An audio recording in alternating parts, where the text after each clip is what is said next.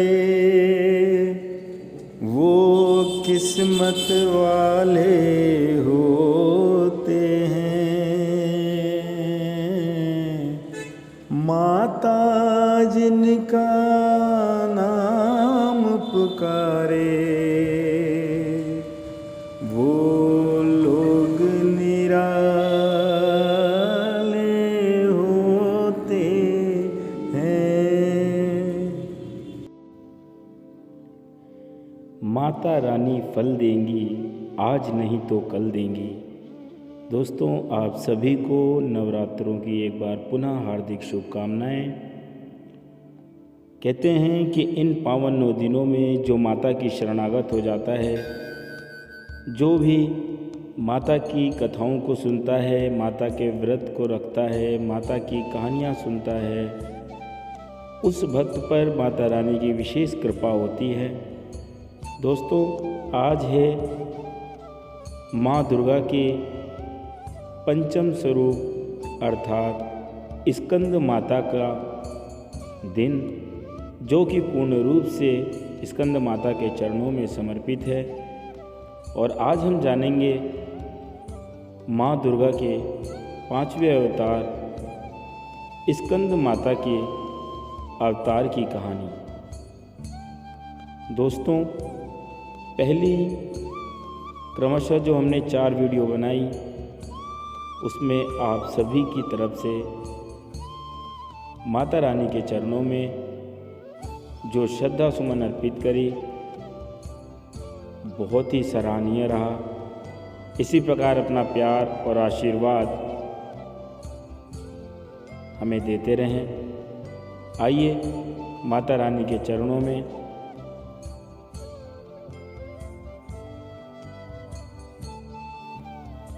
माँ दुर्गा का स्कंद माता अवतार। नवरात्रि के 5वें दिन स्कंद माता की पूजा की जाती है।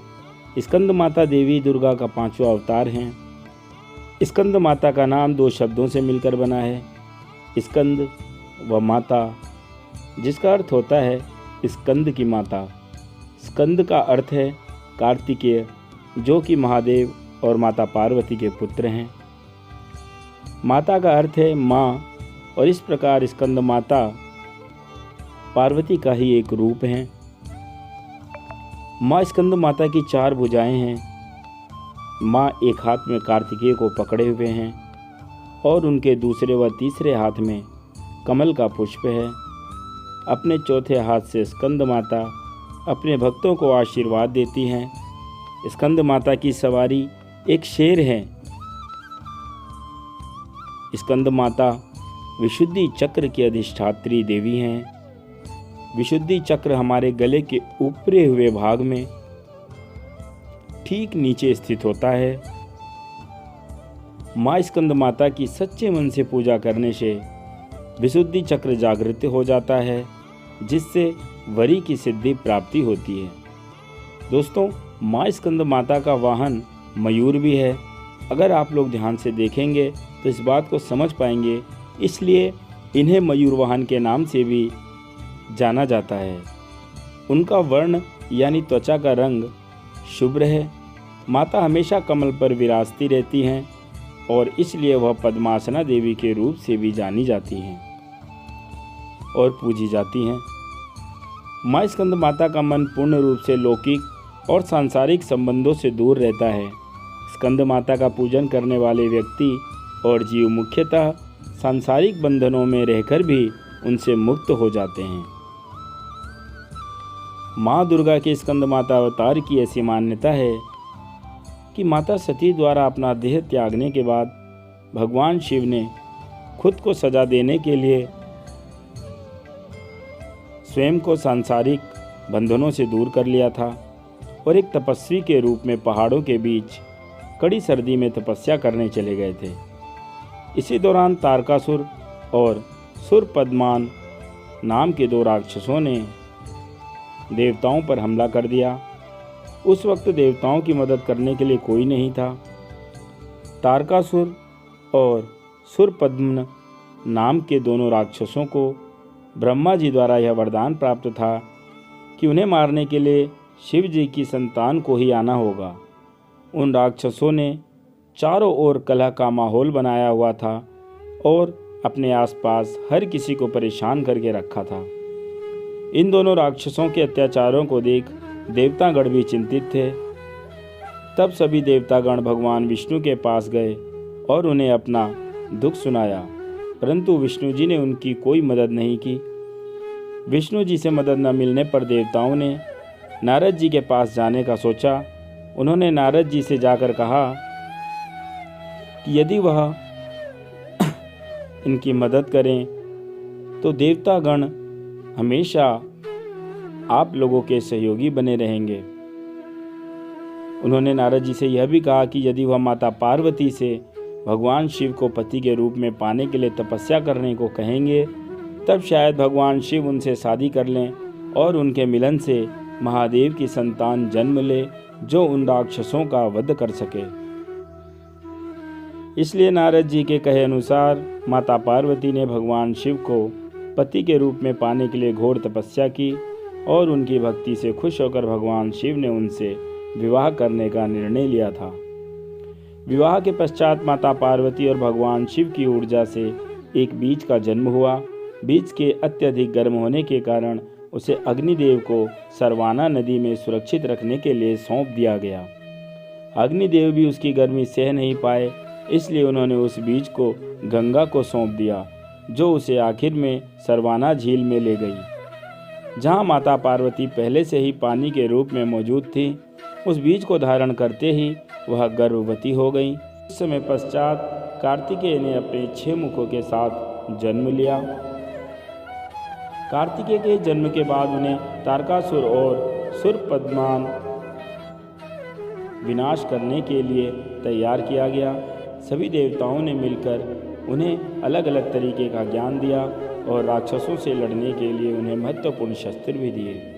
आखिर में कार्तिकेय ने सभी राक्षसों का वध कर दिया। इसी कारण माँ दुर्गा को स्कंद माता यानी कार्तिकेय की माता के रूप में जाना जाता है। स्कंद माता के मंदिर पूरे भारतवर्ष में कई जगह स्थापित हैं, लेकिन उनमें से एक बहुत प्रचलित उत्तर प्रदेश के वाराणसी में स्थित है। देवी दुर्गा के 5वें स्वरूप में स्कंद माता की पूजा की जाती है। उन्हें अत्यंत दयालु माना जाता है। कहते हैं कि देवी दुर्गा का यह स्वरूप मातृत्व को परिभाषित करता है। स्कंद माता कमल के आसन पर भी विराजमान होती हैं, इसलिए उन्हें पद्मासना भी कहा जाता है। संतान सुख की प्राप्ति के लिए माता की पूजा के साथ ही उनके मंत्र की आराधना भी विशेष फलदायी होती है। तो आप जब आज 5वें दिन माँ के 5वें स्वरूप की आराधना करें तो माता का जो मंत्र है वह हमेशा जपते रहें। आइए जानते हैं कि माता की आराधना का विशेष मंत्र क्या है।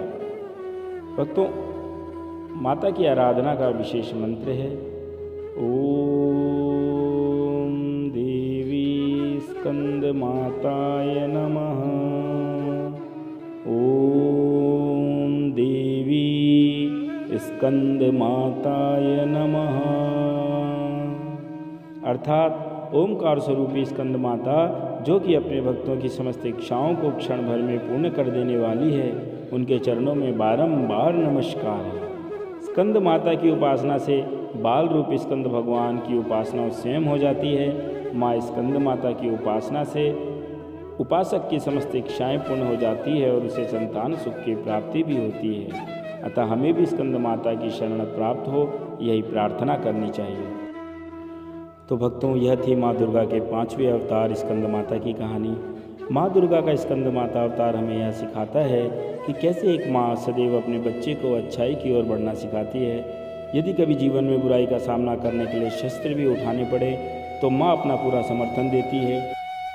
इसलिए हमें अपनी माँ का सदैव सम्मान करना चाहिए और उन्हें हर चीज़ के लिए शुक्रिया कहना चाहिए, क्योंकि माँ के दिल जैसा दुनिया में कोई दिल नहीं है। तो दोस्तों, अगर आप लोगों को ये जानकारी अच्छी लगी हो तो वीडियो को लाइक और शेयर ज़रूर करें अपने मित्रजनों के साथ, परिवारजनों के साथ। और चैनल पर नए हैं तो इसी प्रकार की धार्मिक मान्यताओं से जुड़ी सभी कहानियाँ जानने के लिए, कथाओं को सुनने के लिए हमारे चैनल को प्लीज़ ज़रूर सब्सक्राइब करें। कल मिलते हैं दोबारा माँ के छठे अवतार की पावन कथा का श्रवण करने के लिए। तब तक अपना ख्याल रखें। माता रानी आपका हर सपना पूरा करे, आप लोग हमेशा स्वस्थ रहें। जय हिंद, जय भारत, जय माता दी।